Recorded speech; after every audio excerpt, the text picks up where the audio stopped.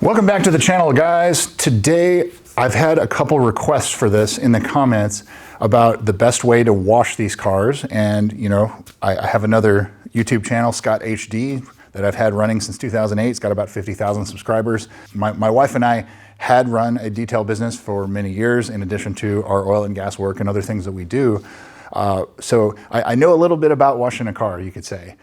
So I wanted to share with you what I use, and there's no sponsorship or anything here. I'm just going to tell you what I use, show you how I do it. I'm going to wear a mic while I do some of it, and then fast forward through other parts, just because you don't need to sit there and watch me wash a car for 10 minutes. And so we'll go from there. So we'll get it outside and see how this goes. So before I get everything outside, I just kind of wanted to show you. So you're going to hear people talk about the 2-bucket wash method.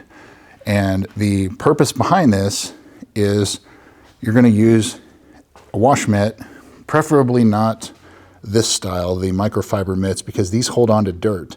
And I use these for wheels and other things, but the idea behind this is if you had dirt or dust or pollen or something sitting in the crack and you're washing this, it's going to pick up some of that in this, and then you're going to spread it around to the rest of the car, and that will scratch the paint. And this car has been corrected before, paint corrected.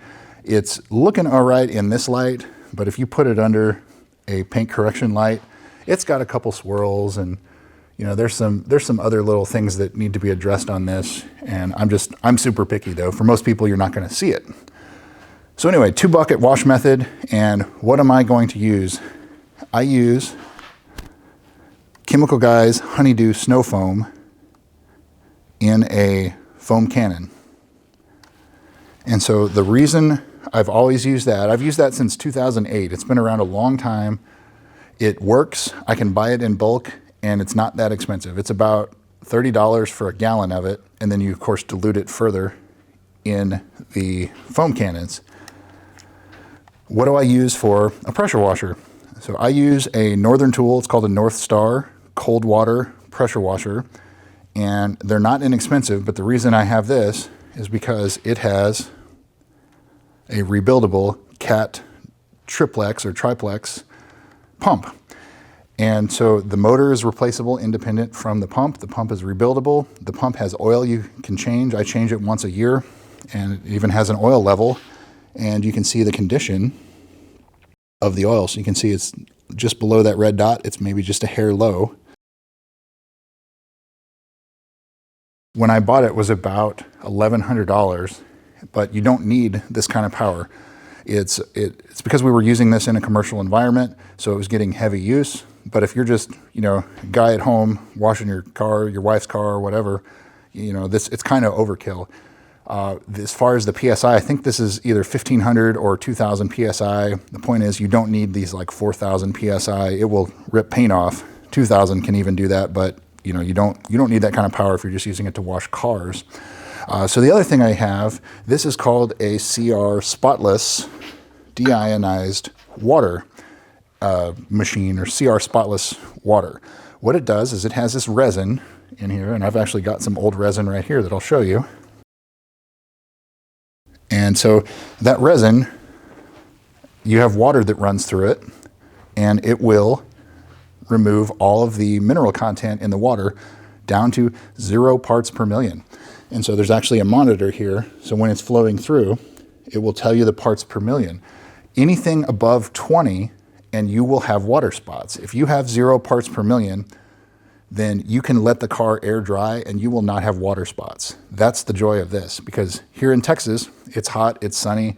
I can wash a car in the middle of the day and let it air dry because it will not have spots.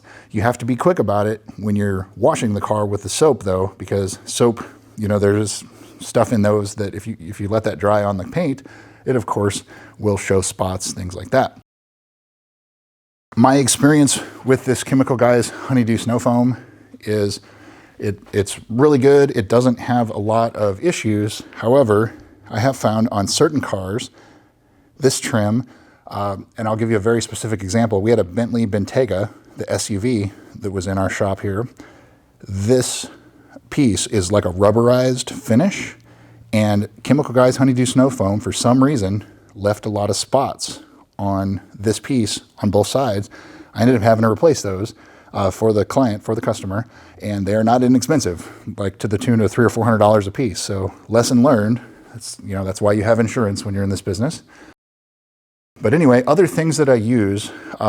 So you're going to see Bug Off, and that's a product by Shine Supply. You dilute it 3-to-1, and it will dissolve bug guts, bird droppings, things like that. Very, very good stuff. Especially here in Texas in the summer, we get bugs very bad. Another product is Iron X, and so I've got everything labeled in our shop stuff. But Iron X by CarPro, Meguiar's has a really good product that they offer that works well. However, on this car, it has carbon ceramic brakes, and you don't want to use an iron dissolving type of brake cleaner for it. You're just going to use basic soap and water. And so, this car's been rained on, and it's got a little bit of brake dust. I've probably driven this car 3,000 miles since I last washed it, and it did get rained on when I took it to Dallas for service, which is about 2 hours away, 100 miles away. We'll talk about the interior another time. But another thing that I'll use is a water-based tire dressing. And I'm not particular to one specific brand. The one that I use is by a company called Glossit in Las Vegas. Rich Light is the owner. You've seen him on VinWiki and some other places too, Gold Rush Rally. And so I'll just apply it with a foam or a microfiber applicator, and that's all I need. The downside to a water-based tire dressing is that they don't last very long once they get wet, as opposed to a silicone one. The plus side is it doesn't sling like silicone. So, and I know you guys know what I'm talking about. It'll either get built up on these letters, and then it'll just sling it everywhere. So you'll see it kind of all over the side, and actually, that's probably just dirt and brake dust. Yeah, but you would see it all over the sides, and so we don't want that. And I would rather just throw another application on very quickly and be done with it. So anyway, let's get it outside and see how it goes.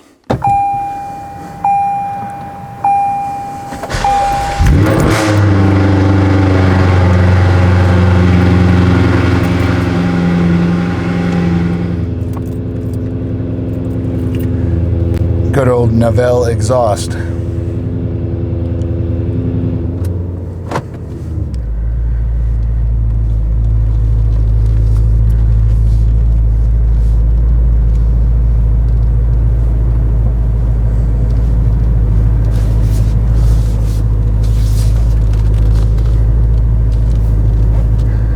So as I said before, this car has been rained on, but not heavily driven in the rain. Probably 50 miles of driving it in the rain most of the time. Otherwise, it's just a nice day type of car. So it's got some dust and dirt and otherwise on it, especially from being rained on. So let's get everything set up and get to washing it. So it is a bit windy out, so I think I'm not going to keep my mic on while I do this, but it's going to kind of show you molten pearl, man. It's awesome in the sunlight. It's crazy that this car is dirty. It has paint protection film on the whole front quarter.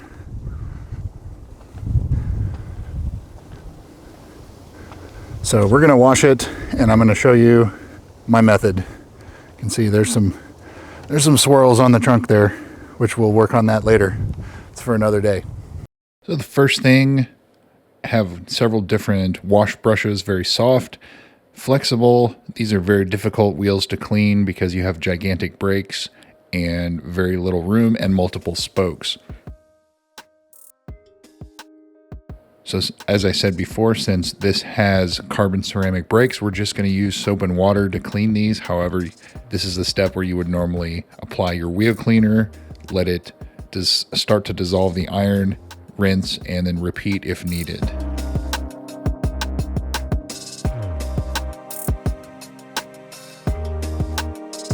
And now we're on to using our Chemical Guys Honeydew Snow Foam and the foam cannon. Going to foam it down, let it sit for just a little bit, rinse it, foam it again, and then wash it with our Australian sheep's wool wash mitt and the 2-bucket method. The 2-bucket method being each time you go back, you rinse it in the clean water, soak it again in the soapy water, and then put the mitt back on the car and repeat as needed. Some people go as far as doing that once per panel. To me, on a car like this, it's not extremely dirty. That's kind of overkill. But the purpose of the foam rinse, foam wash rinse is to minimize the amount of dirt that any wash mitt will pick up when you actually do the wash with the wash mitt. And so that could be brake dust, that could be dirt, mud, grit, anything else that would otherwise stick to the paint.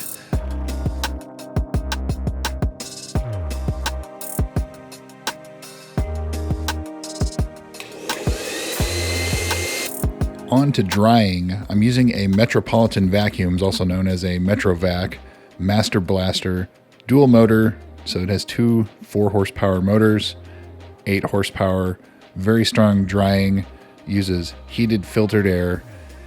So you're not blasting, sand or anything else at your paint. However, it does have a lot of velocity, so you have to be careful on cars that have paint protection film so it doesn't lift corners, because it does have a lot of force. It has happened with me before, not on this car. This car does have PPF on it, but it is something that you just have to be careful with that, certain trims, covers, etc. But it does work very well. It's serviceable, the brushes are replaceable, and it's made in the USA. Not inexpensive though.